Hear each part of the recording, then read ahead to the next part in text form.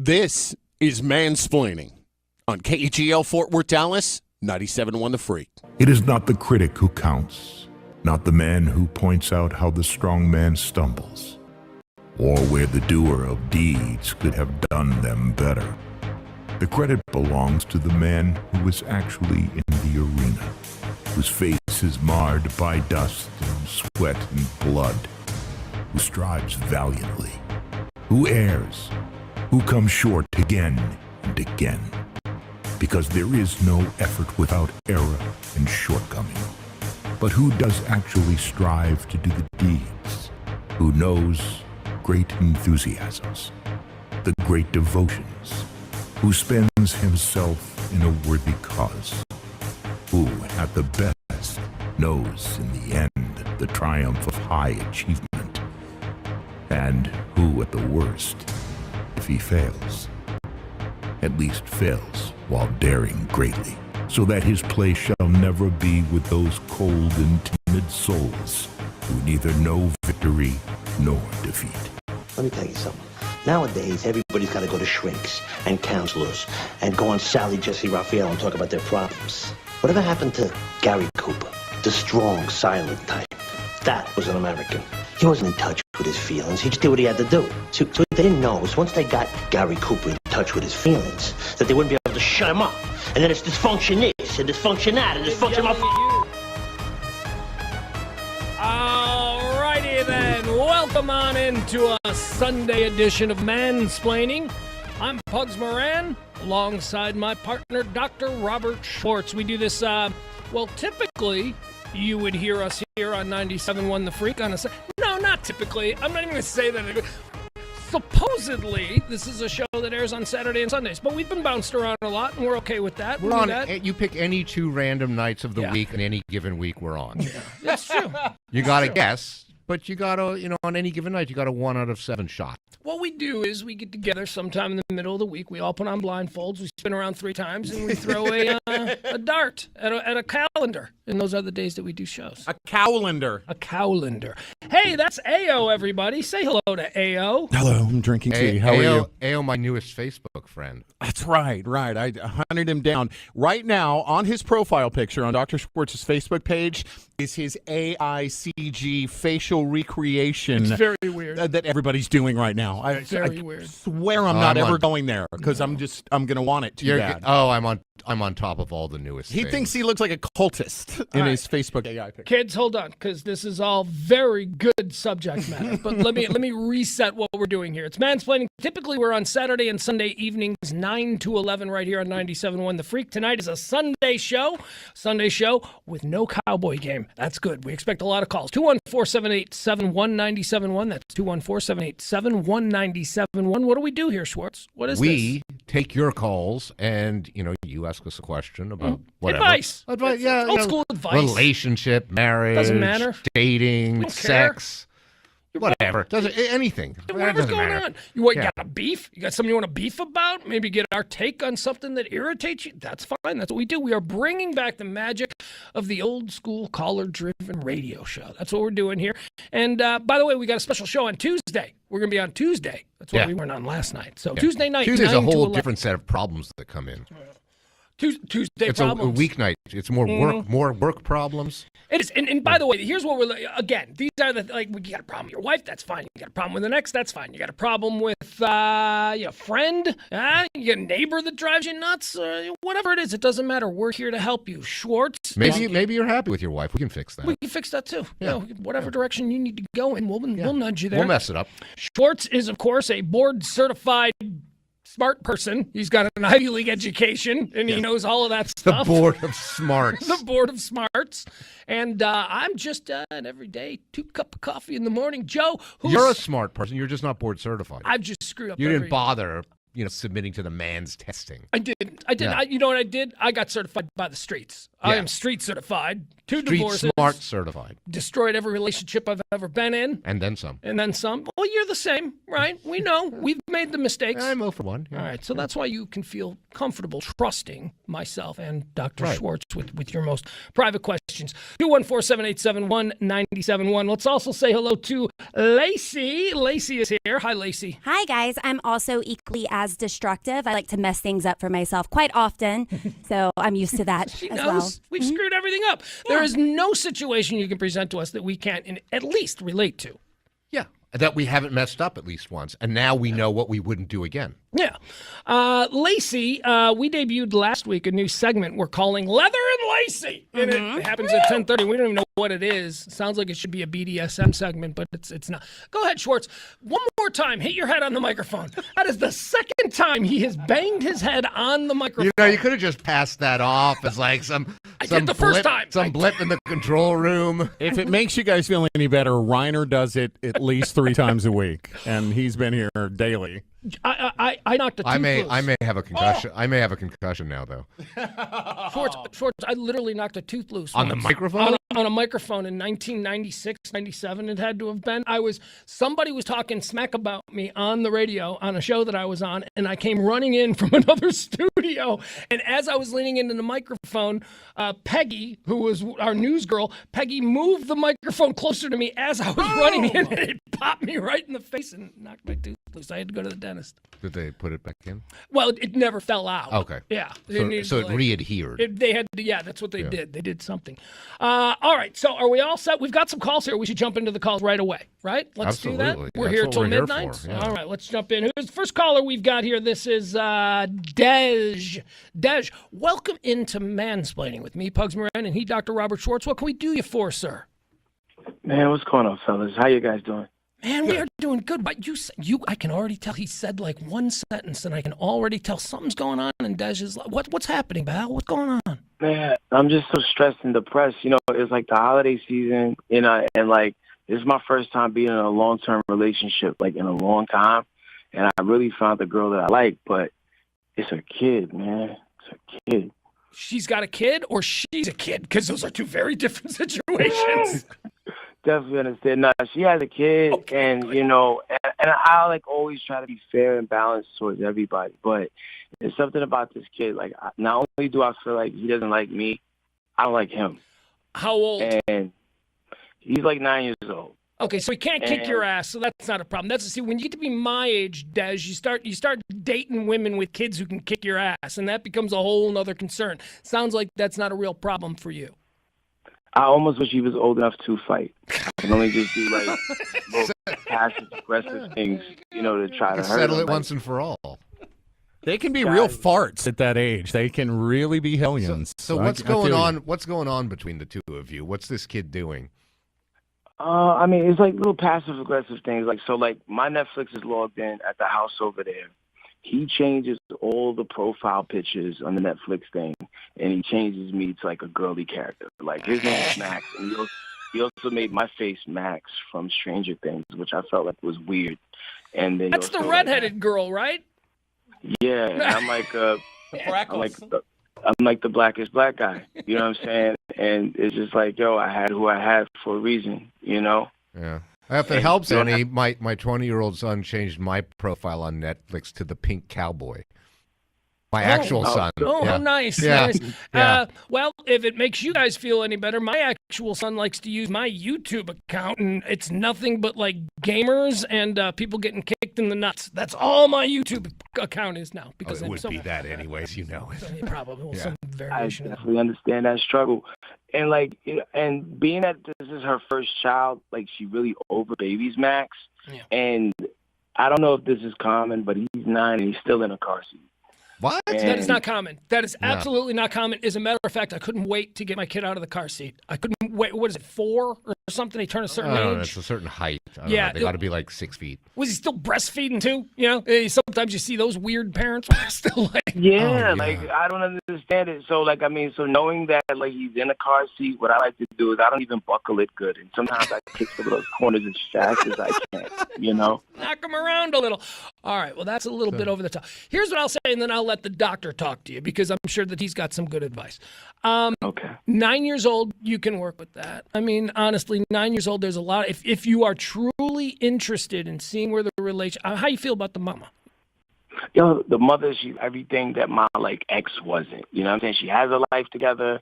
You know, she's very career oriented. All these amazing things. You know, and even the sex life is amazing. But the problem is, like, you know, he'll just like bust through the door in the middle of the night, like, somebody entering the ring at the Royal Rumble. And it's like, and the door be locked. But, like, he knows how to, like, smoothly enter. Like, he's almost caught us so many times. And it's just, like, it gives me great anxiety. Like, it's almost like the antenna doesn't want to go all the way up because you're afraid of, getting caught in the act. Yeah, well, that's a no-go. So that one's easy. Get a better lock on the door. Deadbolt if you need to. It doesn't matter. Keep him out. Unless she's fighting you on that. She's like, no, he needs to be able to come and go. Like, he's 9. He doesn't need to come and go. These things are obviously bothering you. How are they affecting her in the moment? Is she like, lighten up, it's not that big of a deal? Or is she there with you? Boy, this is really inconvenient. Does she even know that you have this issue with him? She does, but, like, she just kind of, like, it's almost like you're talking into a wishing well. Like, they receive the information or the money that you're giving it, and then they just like, all right, next. Like, it seems like she hears me, but she's not listening. Or, like, her love for her child, like, kind of, like, supersedes the relationship, which I understand. It's your kid. However, like, are you going to let this spoiled, rotten kid possibly, ruin the best relationship you've ever been in? Well, if you're not connecting with the kid, maybe it's not the best relationship she's ever been in. Let me ask you this. Where's Bio Dad? Where's he in this picture? He travels a lot. I think he's a trucker or something. Like, she doesn't really tell me a lot about his biological dad, but, like, Is he there? Is he in the kid's life, though? Does the kid see him? Not enough. Like, like, he's always, like, I guess, talking to him on his phone and texting with him or whatever. Like, it seems like more so when I'm there. But, it's just the weirdest thing. Like, like, and I want to embrace him, but he makes it ultra hard. I mean, sometimes, when I leave in the morning, I just want to leave the garage door open and just hope something happens. No, come on. Okay, that's the second time you've stated something that could come back to haunt you. Yeah, no, because if this kid goes missing or something, you're now the prime suspects. You got to not say these kind of things on the radio. Let me give you a flip perspective here. If you just bear with me here for a moment, because I was this 9-year-old. I was raised by a single mom. My father died when I was very young, and I was absolutely brutal to everybody that my mom dated. And I can tell you, and I only realized this much later as a grown-up, it wasn't because I didn't like necessarily the people she was dating, although there was one in particular that I didn't like. But the reason was because I felt as a young, it had always just been me and mom. And that's why I was asking about the presence of the father. It had always been me and mom. And I grew up as a boy feeling like she was mine and only mine. I mean, in a very non-sexual child to his mother kind of attachment.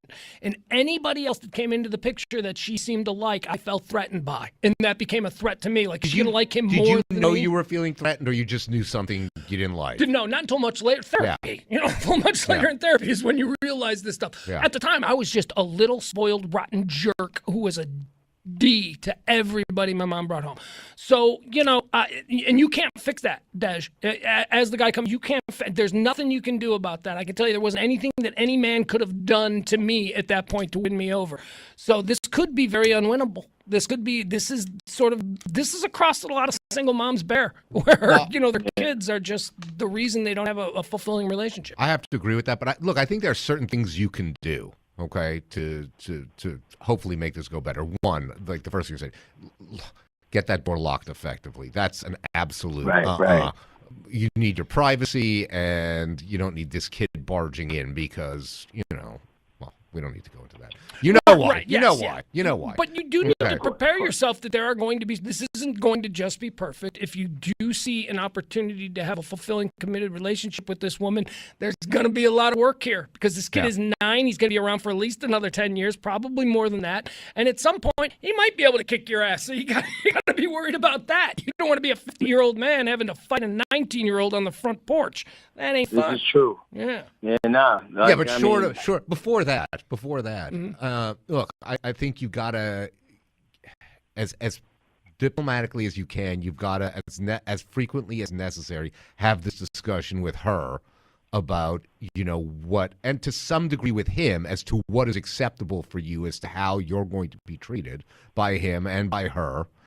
And, she's either I don't necessarily think this is going to happen immediately, but she's at some point going to have something right? If you're going to continue this relationship, because you're not going to be in this unacceptable relationship where you're being constantly mocked by her kid. You can't have that. So at some point, she's going to have to do something about it, and you'll have to draw your boundaries. And either it's going to work or it's not. But it's going to be hard for her. You got to put it out there. It's going to be hard for mom because mom very well may love you, but guess what?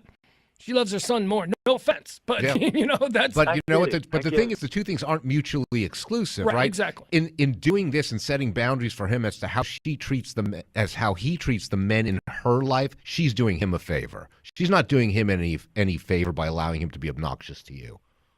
So in reality, the right thing for him is the right thing for you too. Indeed. Well, I appreciate y'all feedback and your insight on this, and hopefully we can get this sorted out before Christmas, because that's kind of pushing it.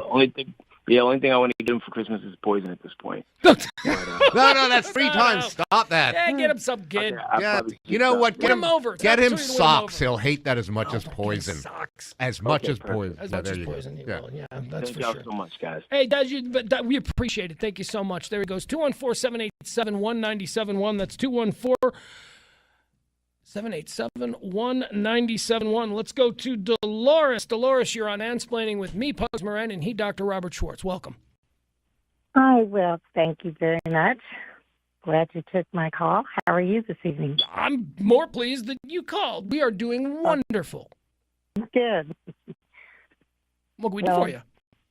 Well, I guess it's a little dilemma, maybe. I guess that's what I would maybe call it. So I have two sons, and they're, over 18, and they're going over to the local college, junior college, and I'm bored, and, I'm single, not because I want to be, but, and I decided the local college is having some pole dancing classes. So I thought, that's something fun I can learn to do. I'm a little bottom heavy, so, I didn't know how that was going to work. Hey, that's in vogue these days. That's not a problem these days.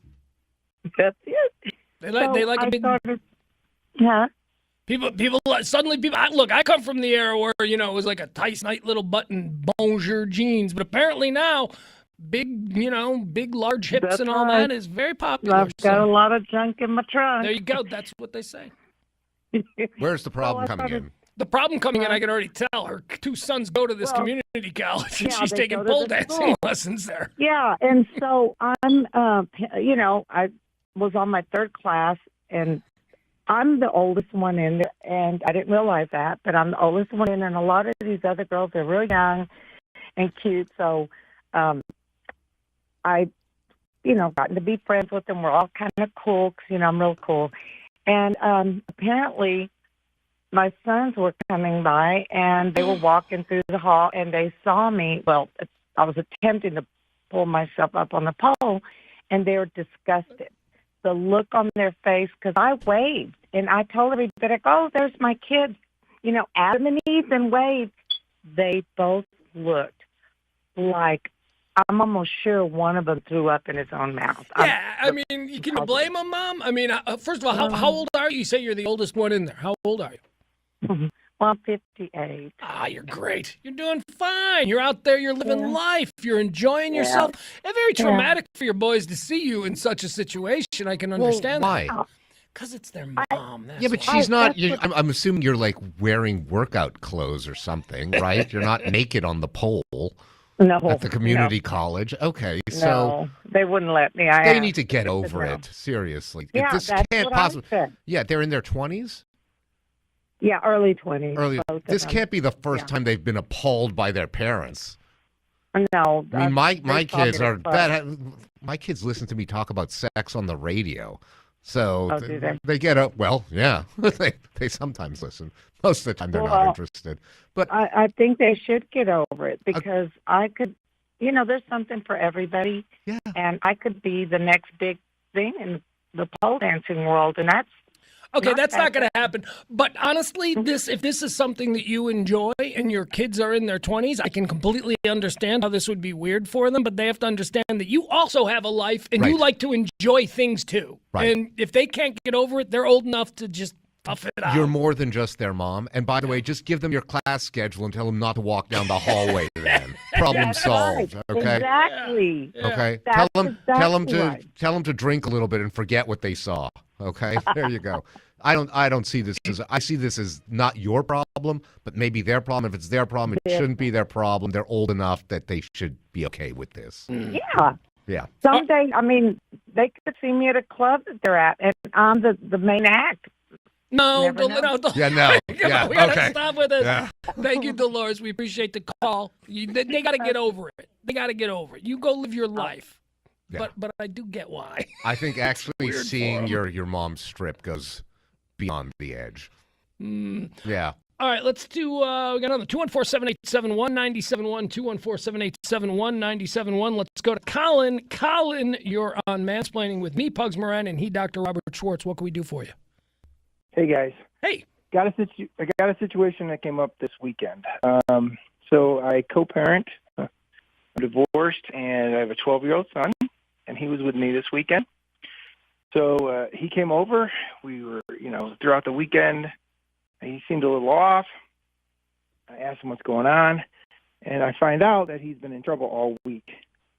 He's grounded from all his stuff, PlayStation, the whole 9 yards, and I'm like, well, what did you do to get in trouble? Well, hold on. Let me stop here first. Let me just establish something here because I have a kid and I've got an ex-wife and he spends weekends with me.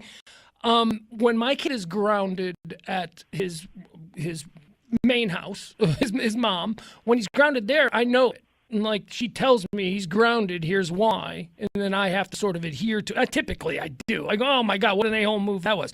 So you and your ex don't have that kind of relationship. Like the kid can be grounded at one house and not at the other.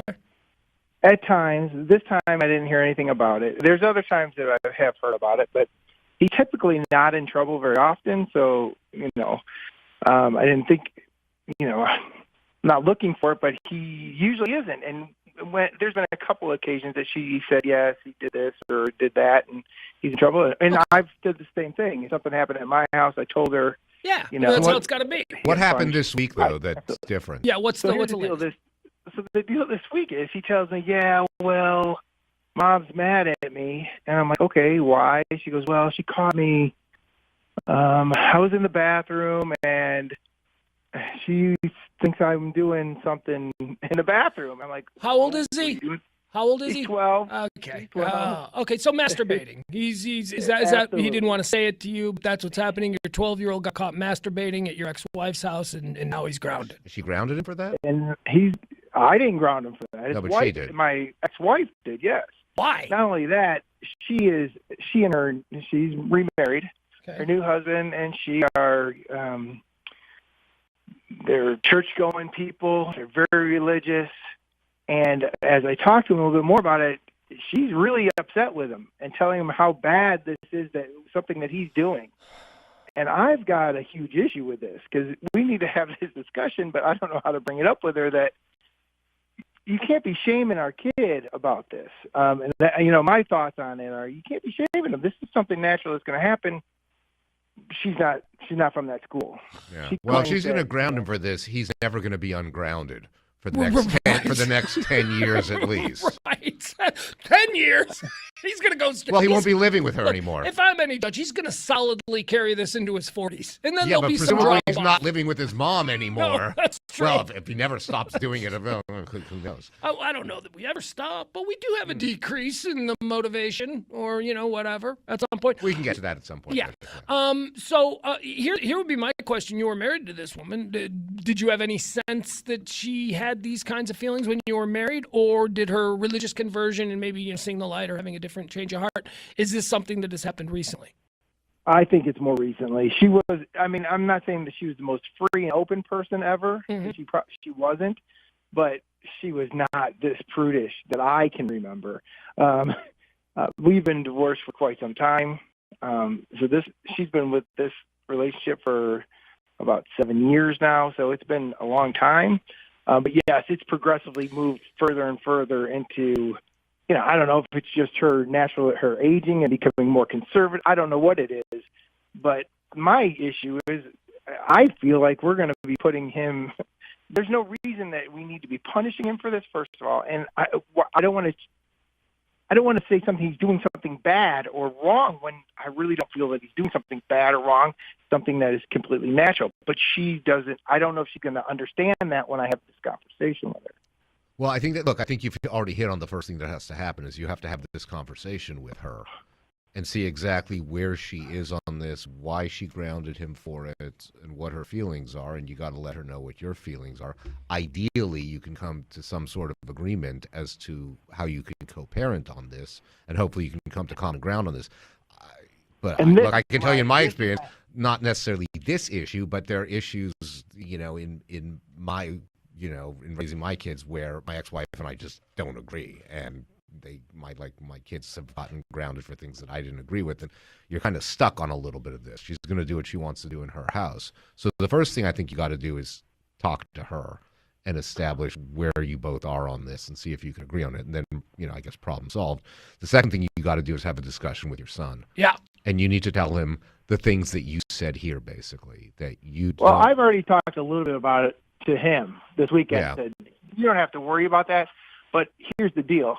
I know right now that this is not going to be a good conversation because no one wants to have that conversation. As time's gone by, she doesn't want to have any conversations. It's like I'm dropping off and picking up, and that's it. There's no. So to start the conversation is where I'm going to struggle. I know. Well, look, you got to try it, right? Whether so. It's like a lot of things in life. At the very life. least, you got to go on record as telling her that this is wrong. You disagree with her. Even if it doesn't solve anything, you need to go on record as having established a more, I would say, healthy attitude about sex. Yeah, look, it's like a lot of things that come up on this show. We can't always control the outcome, but we can control the process. And so you want to be focusing on having the most constructive conversation you have with her that hopefully persuades her to your way of thinking, but at least allows you to co-parent in some way, because if you guys are totally at odds on this, then it's going to make it harder on your son too. Let me ask you, what religion is she? Just like evangelical Christian, or because I was raised Catholic and I went to Catholic school for a few years, and I can tell you, I went to Catholic school at this very point in my life, 12, 13 years old, military Catholic boarding school, no less. And I can tell you that the way we in the Catholic schools were taught about this kind of thing was very unhealthy. It was all shame-based. You need to make sure in talking to your son, I think a lot of the problems that people develop with their sexual proclivities later in life have a lot to do with being shame-based early on when they were first starting to understand sex. Sex is not shameful. I mean, there are certain aspects of it that are yes, but you know what I'm saying? These are natural things. These are chemistry things going on inside him. These urges that he's having. There's nothing to be ashamed of. Women do it too. This is what I don't understand. The mother must, on some level, understand that this is not really something you can control or tamp down. Especially with a boy. It is, but that's not really the point here. So, you want to have a discussion of what you feel is healthy and what is, and what he should be thinking about this. You also he shouldn't feel shame about the changes he's going through. It's kind of the simplification of what I'm trying to say. Here's where this gets complicated, at least in my experience, is that he's going to do this, right? So you kind of want to so there's things, look, you want to be able to give him advice on what he can do so as this doesn't become a point of constant friction between him and his mom. Things like locking the door. But at the same time, look, it's important, though. You also want to put the message out there, look, I'm not trying to say something. I don't want to get the idea that I'm encouraging you to disrespect your mom or disobey your mom, but I get that you're probably going to do this. So, try not to get caught. And the other piece that's because that was kind of what I came up with already. Is like, well, if you're going to do this, I know you're going to do this. It's okay. Like, don't get caught, man. You can't get caught. But I don't. And you know what? If I happen as a parent, if I happen to stumble across it, you know what my deal is going to be? I'm just going to act like I didn't see anything. I'm just going to leave you alone. I'm not going to stop you and go, what are you doing? Have you ever been caught? No. I'm certain. It's an easy question. I've never been confronted, but I'm certain that, like, How someone could you be caught and not know it? Well, they put their ear to the bedroom when you're being quiet. Okay, that's not really being being caught. No, of course You could have been I'm doing not. laundry or First of all, I something. can tell you, if I was caught, my mom was so cool. My mom would have just not. She probably knew what was going on. Yeah, I've done 61 years without being caught. Your son needs to be a little more careful. Yeah. He's 12. He's like 0 for 1 on this. Have the same talk with him you're going to have. Thing. I have the same talk with him you're going to have about beer. I know you're going to do it. If you're going to do it, make sure you do it in the house. Don't do it outside the house. And don't drive masturbating. Don't masturbate or And drink drive. beer outside of the house. And drive. Yes, Right. that's it. Okay. Do it in the house. So important, unless you have tinted windows. Don't shame your son. good. That's all I'm saying. Just, you know what? Go to war with your ex if you have to. What the hell? She's already an ex. Oh, don't But go don't to shame war. your son. Do what you can here. Don't go to She sounds nuts. She sounds She crazy. is a super hoverer too. So I'm not surprised you got caught because she doesn't leave him alone ever. I mean, I don't know where you would get time to even been away that long to do it because she is just this hovering parent that needs to be in his business. Buy her and her new husband gift certificates for fancy dinner so they can go out on a Saturday night. Dinner and a There you show. go. Yeah. There you go. And just, Get him out of the house. and again, for this particular situation, this is your lane, Dad. He doesn't want 12-year-old son doesn't want mom talking to him about what he's going. Dad, Nor does he want dad. You don't want Dad No either, one. but Dad is a little bit more. I think Dad is more appropriate. If you got to sit down and talk to your son about this kind of stuff, trust me, I didn't have a dad. I had a mom. I prefer I had so a dad. glad neither of my parents ever talked to me about this. Look at you. You're a mess. All right. Appreciate you, Colin. Thank you so much, and best of luck to you. All right, we need to take a quick break. We'll be back. Phone number is 214-787-1971. That's 214-787-1971. Here till 11 o'clock. We'll be back after this. It's Mansplaining with me, Pugs Moran, and he, Dr. Robert Schwartz, on 97.1 The Freak. It's Mansplaining with Pugs and Dr. Robert Schwartz. You never know where the story might take you. You sit there, and it's the raincoat dudes, and it's couples, and it's creepy. Call us and tell us yours. 214-787-1971. It's Mansplaining. I'm Pugs Moran. That's Dr. Robert Schwartz.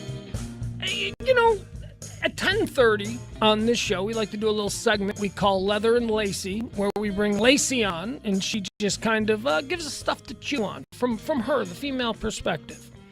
And last week, it was all about what an a-hole I am. That was apparently, right? That was the first episode of Leather and Lacey was what a jerk I am. Right. And it's because of my criticisms of Lacey's voiceovers on our rejoins. And, I thought you were leading to this week. It's going to be what an a-hole I am. Well, I think that's probably... Yeah. We'll see. So We'll see. We'll see. Leather and Lacey coming up at I'm 10:30. comfortable with that.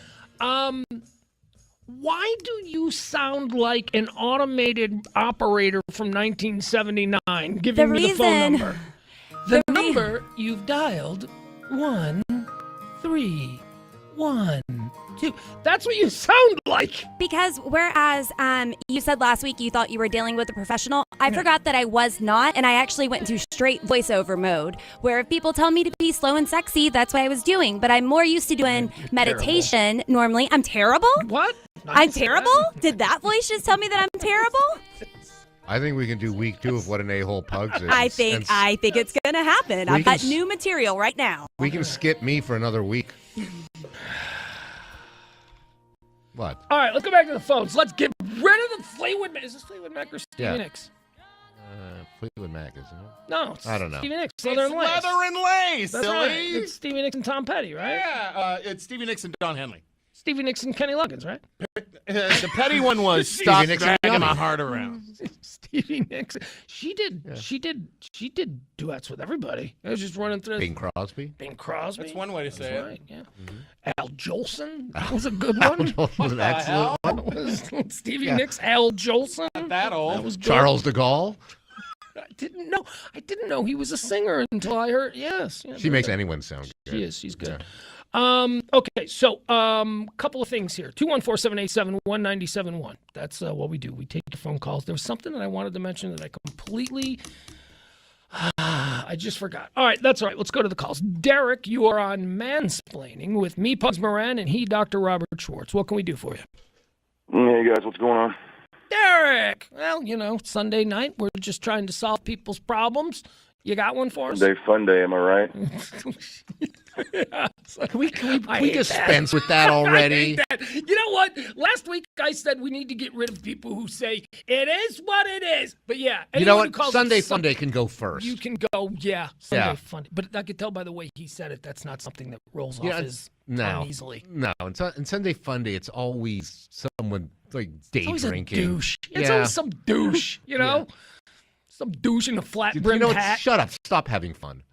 On Sundays? Yeah, it's don't the have fun. Lord's Day. Yeah, don't have fun. You know what? If you're gonna have fun, shut up about it. What's every day is a fun day if you make it fun. There you listen. There you go. There you go. Exactly. Derek, what is your issue? I don't really have one. I just kind of want to call and see what you guys are doing. Oh, really? Because it says here you got a problem with an in-law. Dude, yeah. So I came in town on Thanksgiving to hang out with my brother and his wife, and I'm kind of getting the notion that his wife's getting a little pissed that I'm still here. Your brother's getting pissed? What's he getting pissed? I think his wife is. I just figured I'd hang out until Christmas. Okay. So all right. So this is you don't have anywhere to be. This is the guest that would. So you are the guest that wouldn't leave. Typically, I would expect maybe your brother-in-law to be calling in with a problem, but no, you are proudly the guest. So you came in. So Derek has an issue with freeloading off his brother, and his brother-in-law not liking it. You're the freeloader, because I had this read backwards. You're the freeloader, and you're calling in, and you don't understand what they're upset about? I wouldn't say I'm freeloading. I mean, I bring good times. Yeah, I guess that's something. No, it's still freeloading. All right, so this is your sister's house? No, it's my brother's house. It's his wife that's getting pissed off. Is your brother cool with it, though? I mean, she's just dropping, snide comments and stuff like that, but... Well, what kind of snide comments? Why should I leave and come back when I can just stay here?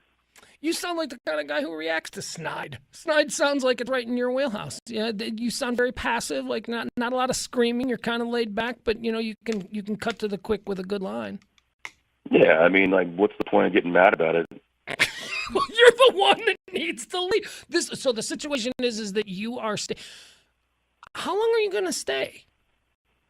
I don't know. I mean, I'll probably go back home at New Year's or something. I don't know. And back home is what, mom's, or do you like that? I got some roommates up in St. Louis. Okay. So did they put you up to this to call? I don't understand how this came to be. Okay. No, I was just. So how can we help? Are you looking to smooth this over, or are you looking to break up your brother's marriage? What's the goal here? Nah, I mean, I want to know what her problem is. You! Her problem is you, exactly. You seem to be the problem. You came over and you wouldn't leave. That's her problem. Okay. Well, what's the big deal? I mean, I'm going to come back at Christmas. I mean, I might as well just stay. Right, I think she wants you to leave in the interim is the problem. It's 600 miles. St. Louis, it's 600. No, well, 6, yeah. He's not walking. Miles. You're not walking, are you? Yeah. He's not walking. What are you, driving? Hitching? You sound like a guy that hitches. I mean, I drove down here, but I've always thought about hopping trains. Hopping trains. All right. Yeah, dude, I found this really cool YouTube channel where these guys hop trains. And it seems like a really fun thing to do, but it's too cold for that kind of thing right now. Yeah, it's not train hopping season. It's not. You've got to wait till spring. So where are you living in this house? Like a couch in the living room, or do you have a room? Well, I mean, pretty much wherever I pass out. So there isn't even a room for you in this house. Is there room for you, or you just don't make it, or is there? But, there is. Like I said, it's Sunday fun day, so I'll probably end up sleeping here on the couch.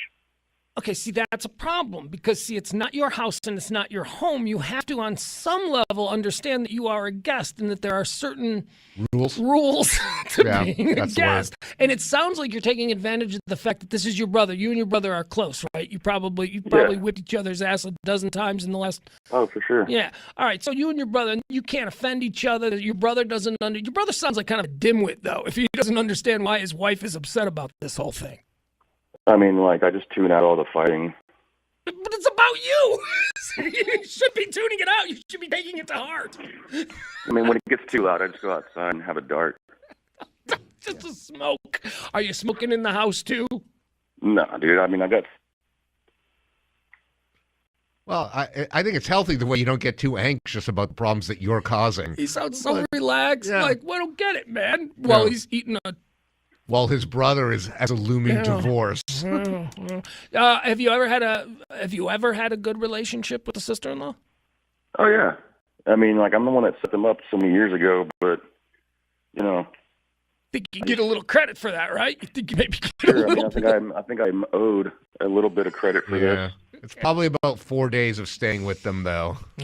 That's probably it. That's dinner. So They you're should saying I take you should to just- dinner. Yeah, something like that. Yeah, you don't need So I should make it You're pushing what, like a month staying with them, somewhere around there?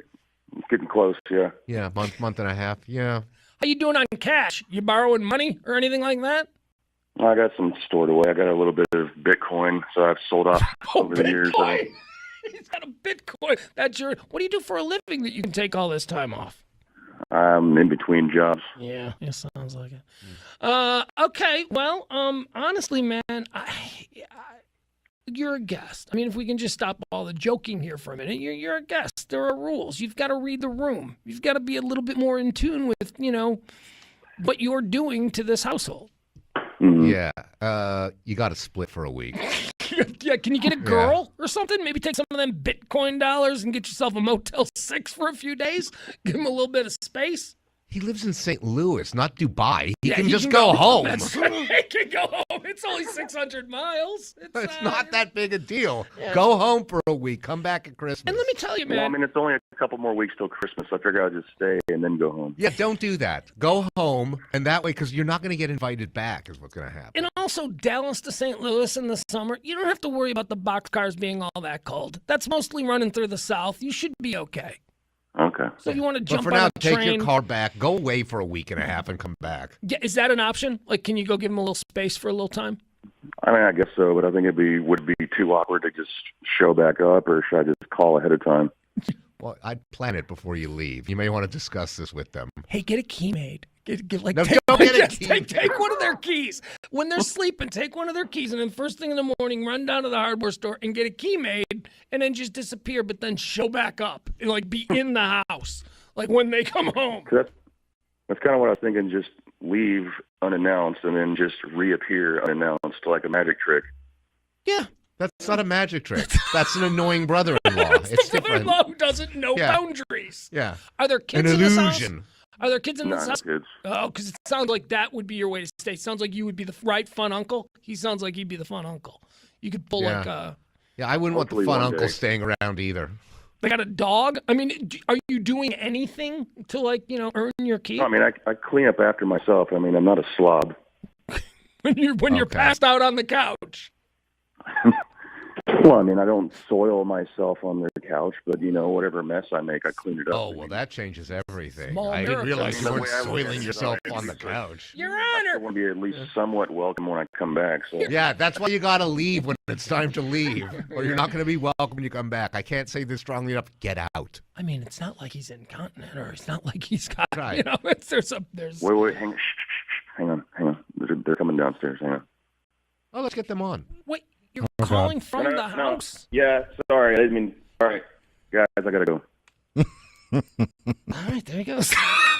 And he's gone. He said he had to go. Yeah, except that's what he doesn't seem to get is he needs to go. He had this kind of, like, this easy, cool vibe. You know what he had?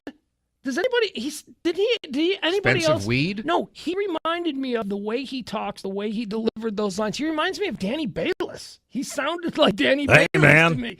Just very sort of dry and acerbic, and just totally. That dude was oblivious. I heard Marlboro totally Reds to what his in that problem voice. was. Yeah. No, that dude doesn't have a problem. That dude is other people's problems.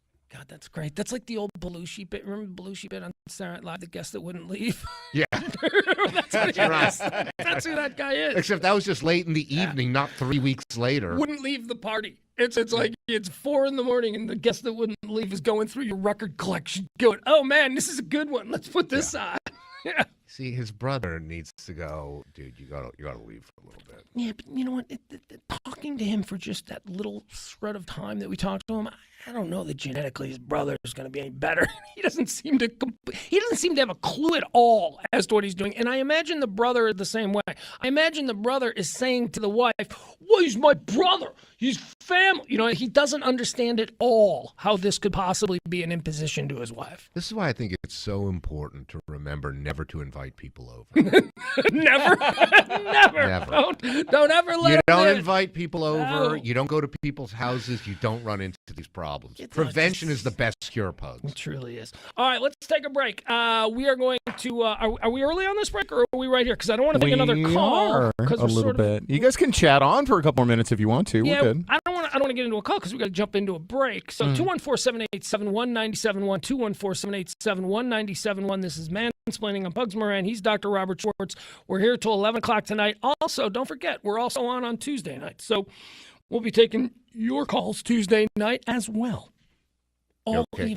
Yeah, I'm having a little bit of a thing coming up and going. Time issue? Yeah, you know, there is something that I wanted to mention. Jesus, I don't even know if we can do this in quick time. Did any of you guys hear A.O., Lacey, Schwartz, did any of you guys see that dash cam footage from the car accident that occurred on the Bush on Thursday night? No. It was absolutely horrifying. There were two guys, we talked about this a couple of weeks ago, these idiots that are street racers. Two guys, one guy in a Corvette, one guy in a Mustang, street racing. That just happened literally coming over here now in 635. It was a Corvette racing a Mustang. It's all over the It's place. always a Corvette and a Mustang. It's always Corvette v Mustang. This was Thursday night. Ego versus ego. Thursday night, and one of the people who was just driving in the center lane happened to have one of those dash cam recorders, so you saw everything in front of them. They're just trucking along. You see a little Hyundai in the right lane, and the Hyundai's just a dude coming home from work doing whatever, and then out of nowhere, you see on this dude's dash cam, about 120 miles an hour, a yellow Corvette go like right past him, and then a second later, on the other side of him, you see the black Mustang like going right now. Kids. It's at that point that the black Mustang, which is on the right lane, doesn't see the Hyundai in the slow lane and slams into the Hyundai. Rear-ends it? The Hyundai's probably doing 60, and the guy in the Mustang was doing about 120. He slams into the Mustang. The Mustang goes flying. His Mustang goes careening across, T-boning the Corvette, sending the Corvette end over end down. This was over by Grandscape. This was right there, right at the What happened to the Hyundai? You know what? I've been afraid to look into it. 3 people were choppered to hospital, so it ain't good. There were no deaths at the point that I was reading it. There were 2 people in critical condition. So I saw this on Thursday night, and I'm completely freaked out by it because it's just such a random thing. And then I've seen that twice driving here to do this show. So you saw the aftermath, or you saw the actual accident? No, I saw. You saw the aftermath. Yeah, Corvette. Racing. Just idiots racing. This time it was a Corvette versus Mustang. Last time it was Corvette versus Mustang versus Charger. I can't. These people. What the hell? Nobody infuriates me more than these idiots that are on the roads. Because I'm just so anyway. So I'm telling my kid's in the car. I'm picking him up on Friday, and I'm like, I'm a little bit shook because I saw this thing, and now we're driving. So Schwartz, 15 minutes later, we are coming down the tollway, and we are exiting at Mockingbird on Friday night, and the cars are backed up.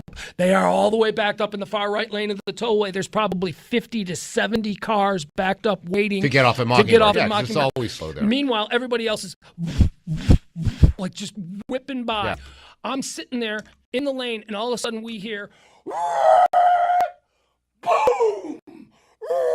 And like all Schwartz, somebody flying in the right lane slammed into the car right behind me and my kid, sending that car careened into the side. Didn't hit me. I thought we were dead. I thought we were absolutely dead. My kid had his headphones on, was in his phone. He heard it.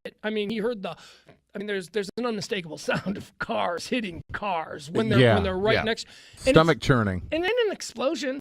It's not like it's like just this crunch and a pop. It sounded like an explosion, not an explosion like the windows blowing out, like that. It was just the noise was so unsettling. I swear to God, it had me wigged out for a good 12 hours after that because I guess we are all so vulnerable out there, man. Have you guys ever heard of the Denton County corridor, the 380 corridor?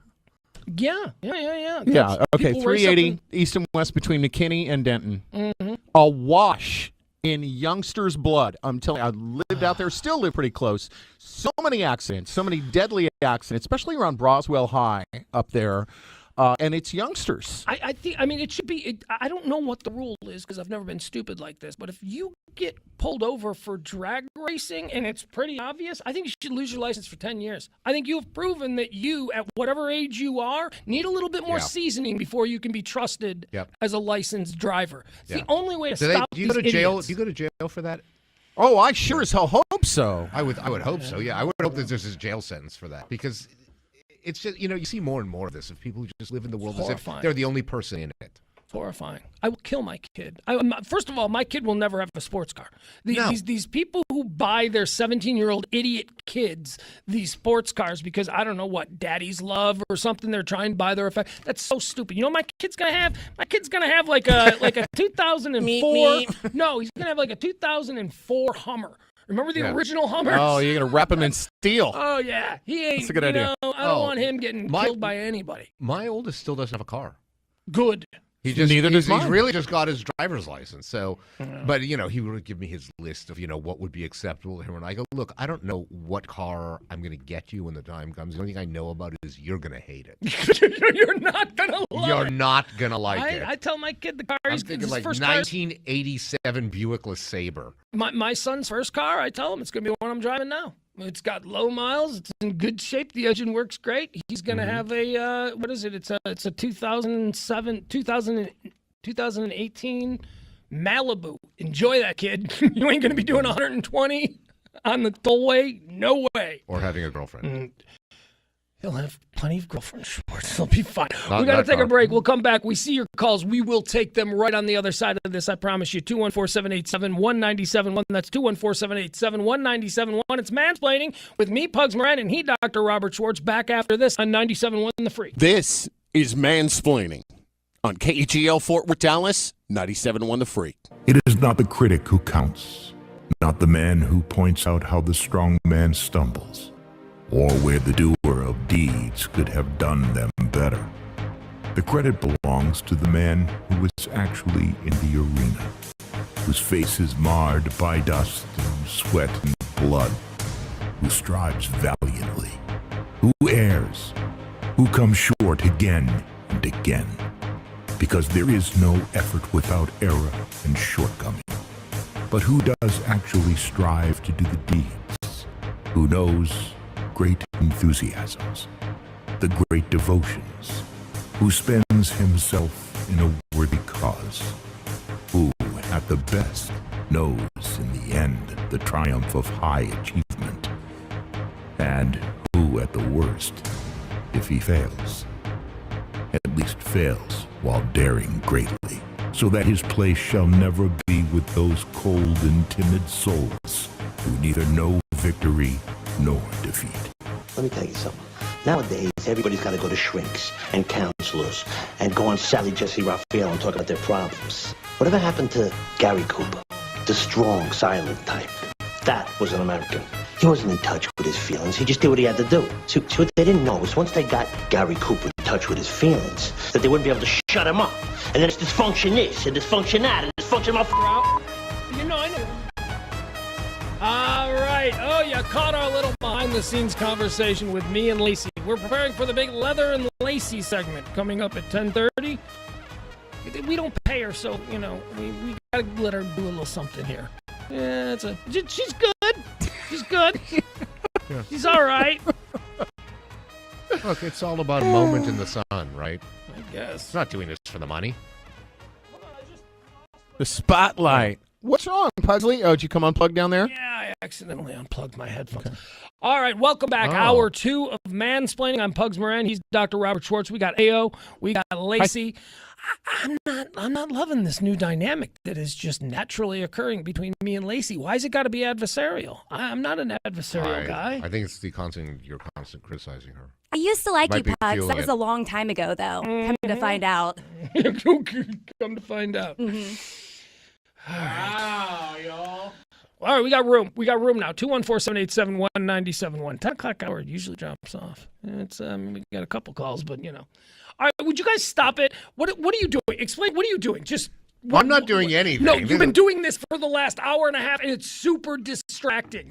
Tell people what you're doing. You I'm not child. doing it while we're on the air. Yes, you are. No, I'm not. What's he doing? Okay, so Shaking his head. have you seen the Dawn AI app? Oh, the AI. That's what I was talking about at the beginning of the show. That's his profile picture on Facebook now. Yeah, so I made me as Jimi Hendrix. It didn't work. What do you want me to do? Let me see that. No, that's for off the air. Yes. Okay. This is a major market. When we're doing video in here too, we'll put that on the air. You people. It didn't work anyway. too. It looked like it's like a Chicago thing. I keep saying that. We love you. We love you so much, and I think it's because you guys love each other that you scrap a little bit. What's he All right, talking everybody about? shut up. I don't know. He's trying to fix the relationship between me and Lacey. I don't know if I'll stop. We'll see how this works. Stop it. All right. Can we get the show back? Can we get the train show back on the train track? What we do here. There we go. All right. 214-787-1971. 214-787-1971. What we do here is we take your problems, your conundrums, your dilemmas, whatever they are, calls, whatever's happening in your world, comments, beefs. You got a beef. You just want, you know what? If you're not being heard, you just want to be heard. Go in. You're going to be heard by a lot of people this way. We'll let you rant. That's okay. Just give something for me and Schwartz to chew on. That's all. That's all we care about. All right, let's, Jane. Oh, look at this. Jane. Hi, Jane. You're on Mansplaining with me, Pugs Moran, and Dr. Robert Schwartz. Welcome to the show. Hi. So I had an interesting question. My boyfriend and I are kind of in the middle of, well, you see, he wants me to do mushrooms with him and his friend, and I'm not really, I don't think that I'm ready for something like that. I don't really feel comfortable doing that. You mean like on pizza, or you mean like hallucinogenic mushrooms? You know what she means. I'm just trying to make sure everybody knows what she means. Okay. Yeah. Unfortunately, I mean like the drug, like hallucinogenic mushrooms. I wish they were stuffed mushrooms. Yeah.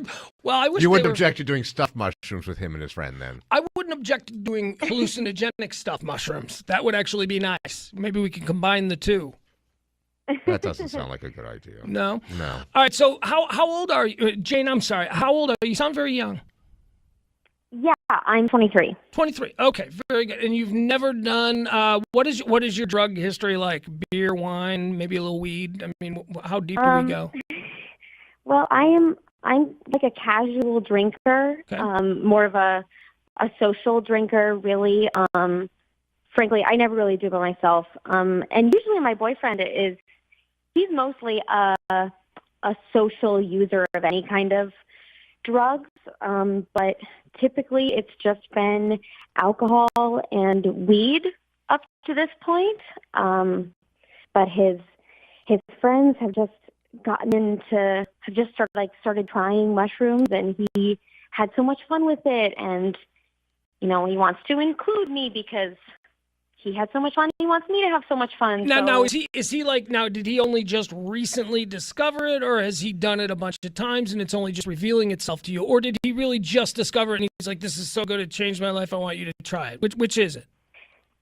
Like, it's fairly new to him. Like he didn't spend 10 years following fish around, right? I mean, he seems like this is fairly out of character for him. Is what I'm getting. Yeah. I mean, like he likes to have fun, and like I said, like alcohol and weed, but as far as I know, this has been his first time trying mushrooms. Okay. And he wants you to do it with him. So yeah. All right, Okay. so let me just say something first. As Please. someone who has done mushrooms and who loves mushrooms, love them. I absolutely Really? love them. I didn't know that. In small doses. I had my friend made mushroom tea once, and he didn't know what he was doing, and he made way too much, and we drank it, and I was high for a week, and I swear to God, I haven't done it since. This is going back like 30 years. Like I have a tea story. it was too much. This is why it's very important, Shane. If your boyfriend is trying to get you to try this, and your boyfriend is a novice, you must. If it's your first time trying any kind of a hallucinogen, and I'm not going to tell you not to do it because you're a grown up, and this is actually something that is coming back into vogue. I mean, In micro, yeah. so it is. microdosing is like a thing that dudes who wear suits every day are now doing. Silicon Valley is filled with people who are just a little bit tripping balls every day. And it's THC too. so that's what my concern for you doing it for the first time would be that you're also doing it with somebody who's not really all that skilled, and you might have a situation like I had where you take way too much and you see people pulling bones out of their heads. That's what I saw. It was very weird. Schwartz, you're a doctor. You probably have more clinical advice for her on this. Well, look, I'm not necessarily saying you should do it. The first thing I want to know is what are your concerns about doing it? Well, I typically kind of stay away from drugs in general. It's a other good rule than, of thumb. It's a good rule of drink thumb. here and there. No, it is. It really is. Thank you. I think so. Well, I just, there's some addiction in my family, so in general, I don't love it. So, frankly, if my boyfriend had been like really into this when we started getting together, I don't know if that would have worked for me. So. Right, that would have been a turnoff. Well, how long have you two been together? Just about 5 months. Okay. So it's fairly new, but we're comfortable. I think the answer here is pretty straightforward. Don't do it. Don't do it. You don't want to do it. It's not for you. He's got. I don't think we've established that she doesn't want to do it. I think she has just said that. No, did you say you don't want to do it? Is there any curiosity on your part? I mean, because you don't strike me that you're saying you don't want to do it. You're just conflicted here. Like, do you think this is going to make you uncool in he and his friends' eyes? Is that a concern? Because, Yeah, a little bit. I don't want to be. I've had some people in the past who, think of me as kind of a party pooper, and I don't want to. Okay. I don't want to be that. I don't want to be a stick in the mud. Whatever. Poop away. Am I Seriously. super jazzed about the idea?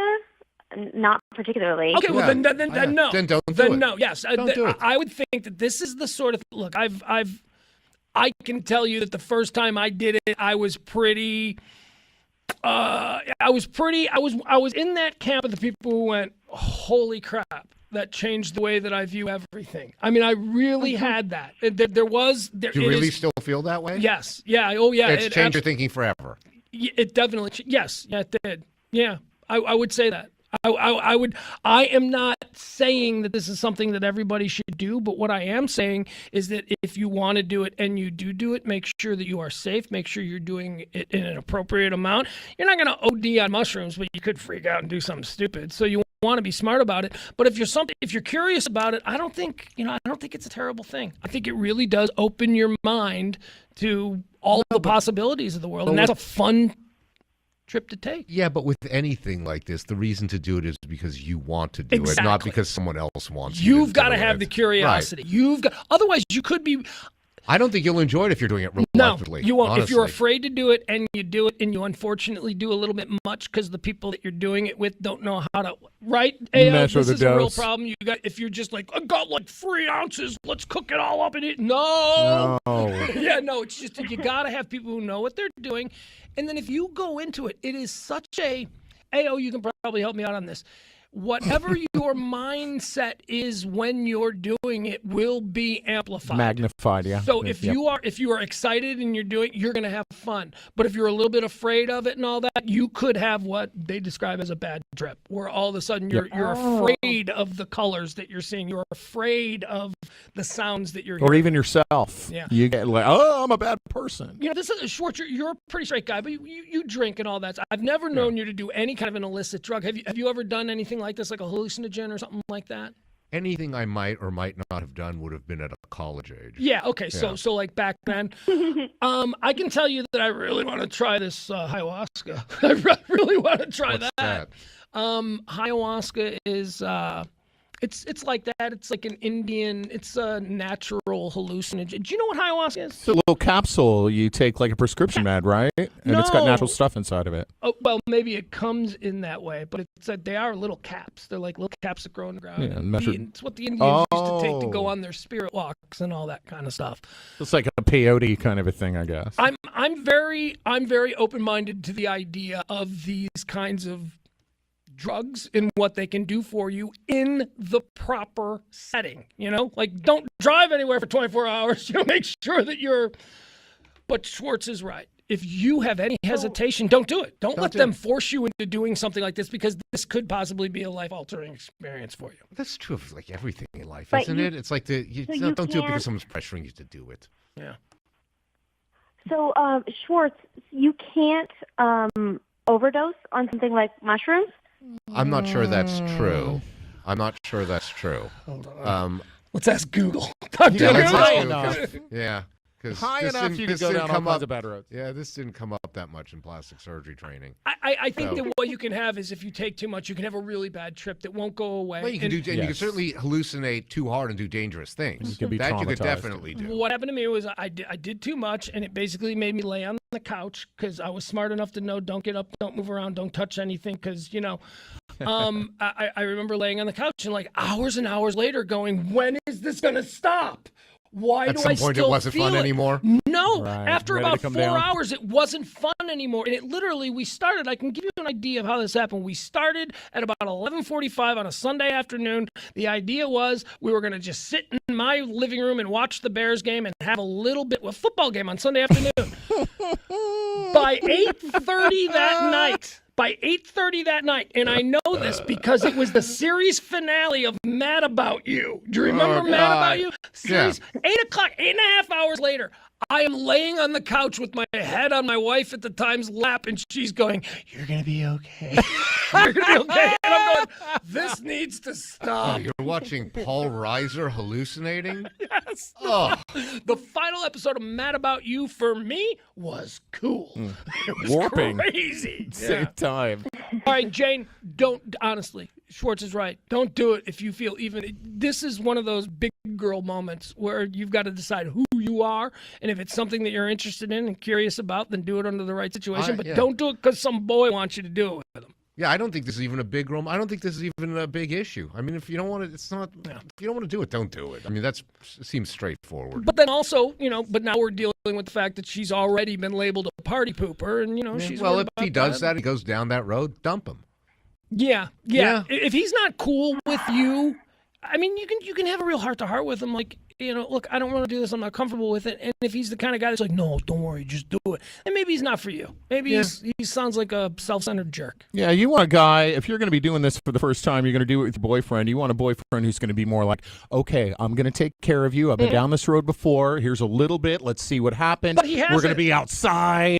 That's the problem. She's already said that he hasn't been down this road before. So that's my hiccup. If he was like, if he knew what he was doing and he could be your trip master, there's got to be a trip master. Yeah. If you're doing it the first time, Jane, there's gotta be a trip I'm just of master. the school. Don't pressure people to drink or do drugs. Peer pressure Just sucks, don't. It's such a If lame I thing may, to Jane, do. before you go, Jane, Yes? here's some things to remember if you decide that you want to and you're looking forward to doing something like this. Have some food in your stomach.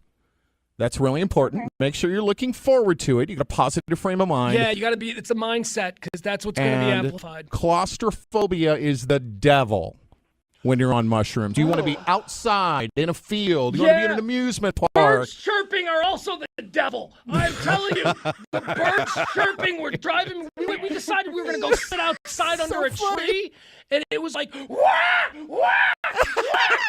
The stuff that we just completely tune out when we're not tripping balls. Yeah, but Jan, that's not going to like freak you out and warp you and have you on a bad road. It's just going to be something that's going to be kind of annoying. You just Pugs. Keep in mind, You just interrupted the Thomas Edison hallucination. You did not. He's giving. I dabbled in college, He's just giving like you did. Nobel Prize level advice, and you interrupted that. Can I get Jane? Here's what you're going to try to avoid. Here's the last little story I'll share with you. I was having a movement. I went into the bathroom while I was full blown, and I was having a movement, and I'm not kidding. I could not remember if I had wiped or not. And so I kept wiping. I kept going, all right, wait, did I just wipe? I got to make sure. And then I would wipe. And because I was tripping, it felt like I was never done. And it felt like it was blood. Blood. Now I'm definitely not doing it. I drew blood. It wasn't blood. It looked like blood because you were trying. No. They ought to have you go around to high schools and tell your story to keep kids off of drugs. Pooping. They're like, oh, the bloody ass guy's coming to talk to us. Kids, you're going to want to have a full stomach. You're going to want to be with somebody who knows what they're doing. You want two-ply the good Charmin. You're going to want to vacate your balls. Vacate your balls. Grateful Dead. Thank you, Jane. Thank you so much, guys. Have a good night. She's awesome. Yeah, she's gonna be fine. She's gonna be fine. Look at us. It was like she was our little daughter. We were giving her. Well, maybe my advice wasn't fatherly. My advice was more like cool uncle. Keep in mind, your initial advice was just do it. 214-787-1971. 214-787-1971. It's Mansplaining. I'm Pugs Ryan. He's Dr. Robert Schwartz, and this is Bruce. Bruce, welcome to the show. Hey, how are you guys doing? We're doing great. What's on your mind?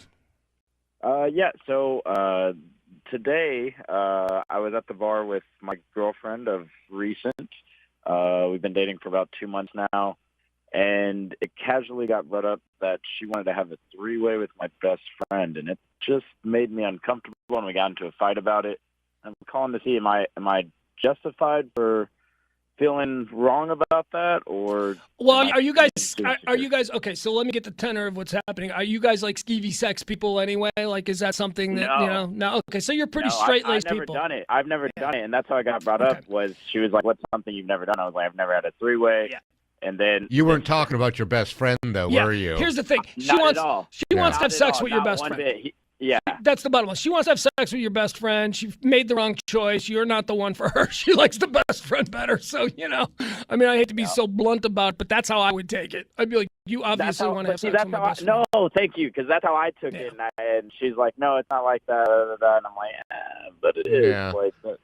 When you're proposing a three-way, I think it's really important not to name a specific person at that initial stage. Never go specific. It should just be some vague someone. And also another. I was like, I don't know anybody. Like what? Because we were talking about, would it be okay if it's a guy or a girl? And then she straight up said that, and I was like, all right, I'm good. Like, this isn't gonna work out too well, because I agree with what she said. I think she wants to sleep with him, and she's hot for your friend. Can I tell you something very similar about this? We used to, on an old radio show I used to do here in town with my partner Kelly Moore. We used to do a thing where every year we would update our lists, where it was our sexual exemption lists. Mm-hmm. And we had to do it every year because we were so terrible at relationships. Every year we had a new relationship. So we had to update them with whoever the new person was. I gave a girl that I was dating the assignment to say, give me your list of 5 people that if for one night, the celebrity exception list. She misunderstood the rules of this, didn't she? She misunderstood the rules and listed all my friends. Yeah. It's like, no, you don't get it. These are celebrities, not people that you could actually have sex with. Do you know my sexual exemption list has now died? Really? There's 0 on it? There was only 1 on it. Okay, so let me see. Helen Hayes. No. You're mean. No, it was Queen Angela Elizabeth. Landberg. It was Queen Elizabeth. Queen Elizabeth. Not because I really wanted to sleep with her, because the story would be unbelievable. Would be great. You would win forever. Absolutely. You dine out on your sexcapades with Queen Elizabeth for decades. Yeah. Look, it is weird your that she specifically named your How have the 2 months been with the girlfriend? It's been great. It's been amazing. Well, good, because it's over. Okay. It's done. Yes. There's no coming back from this. Yeah, there's no coming back from this. Okay, and your friend needs to understand she's off limits to him too. That's just No. Oh, I disagree with that. Oh, I don't absolutely know. disagree with Really? that. Yeah. The move for Bruce is to dump her and then go to your friend, hey, she's kind of into you. Because if you do that, then you can show them that they can't hurt you with whatever relationship they create out of the ashes of your own. No, it's not. I'm not worried about. I'm not worried about You don't her. want to be It's like, policing your no, friend. because that's you no. don't want to but, be policing your friend. Then it You've turns policed your friends. not in years. I have evolved. No. Here's the thing. My friend's married. They're going through a divorce, but they're married. Like. Well, that's okay. Yeah, no. But the thing is, what's going to happen if she sleeps with your friend, and then you're kind of that could mess up your friendship with your friend. I'm not worried about her. You don't. He should just not. You should theoretically it's the bro code. Like your friend, your best friend, more than her after a couple of months. So yeah, the problem. She's the weak link. She can go. You can get another girl. Just go. Just call her now and break up. How does she think she could still maintain a decent relationship with you after she name-checked your best friend as someone she wants to have sex with? I was driving home listening to y'all's show, and I had just broken up with her, and I was like, maybe like I'm, overreacting to this. And I was like, let me get some random people in here. No, you're right. But I do disagree with Schwartz. You don't have to tell your buddy that she's off limits. You don't want them to be able to hurt you with that. Your buddy should know she's off limits. Yes, your buddy should know. Your buddy should know, but whatever. If he wants to get it, you need to be like, yeah, go for it. Whatever, man. I'm done with her. She's kind of an idiot. That should be your position. They can't hurt you with whatever they create, out of the ashes of your love. All right, you good, Bruce? Yeah, no, thank you guys so much. And Lacey is awesome. Have her keep the professional voice, though. Yeah! Lacey is awesome. Thank you, Bruce. 214-787-1971. It's 214-787-1971. It's Mansplaining. I'm Pugs Moran. He's Dr. Robert Schwartz. We're going to do Leather and Lacey on the other side of this. Back in a moment. It's Mansplaining on 97.1 The Freak.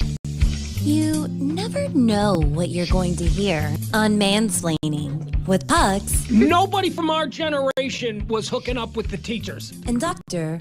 Robert Schwartz. He just said he thinks he overstepped in sleeping with his girlfriend's mom. Call us and tell us what is on your mind. Well, to keep up with your theme, my wife's grandma has been living with us for a couple weeks, and I slept with her the other night. Oh, no, you didn't. Oh, stop. No, you didn't. 214-787-1971.